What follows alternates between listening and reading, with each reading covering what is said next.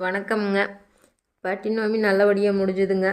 அடுத்த நாள் எப்போவுமே காட்டில் இருக்கிற கன்னிமார் கருப்பராயனுக்கு பொங்கல் வச்சு சாமி கும்பிடுவோமுங்க. அதே மாதிரி இந்த வருஷமும் பொங்கல் வச்சு சாமி கும்பிட்டுங்க. ஞாயிற்றுக்கிழமை தை அமாவாசை அன்னைக்கு தான் மாலை கோயில் போனோமுங்க. நானும் பையனும் இந்த வருஷம்தான் முதல் தடவையாக போனோமுங்க. நல்லா கூட்டம், 1/2 மணி நேரத்துக்கு மேலேயே இருக்குங்க லைனில் நின்று சாமி கும்பிட்டோமுங்க.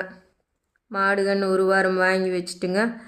அப்படியே வெளியில் வந்தால் வேடிக்கையெல்லாம் பார்த்துட்டு அப்படியே கிளம்பியாச்சுங்க. கிளம்பும்போது பார்த்தா மச்சான் இருந்துட்டு திருமூர்த்தி மலை போகலாமா அப்படின்னு சொல்லிட்டு கேட்டாங்க.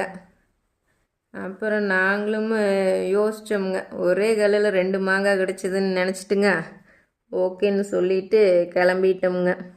அங்கே போனால் அப்படியே சரி பஞ்சலிங்கம் போய் பார்த்துட்டு வரலாம் அப்படின்னு சொல்லிட்டு மேலே போனோமுங்க.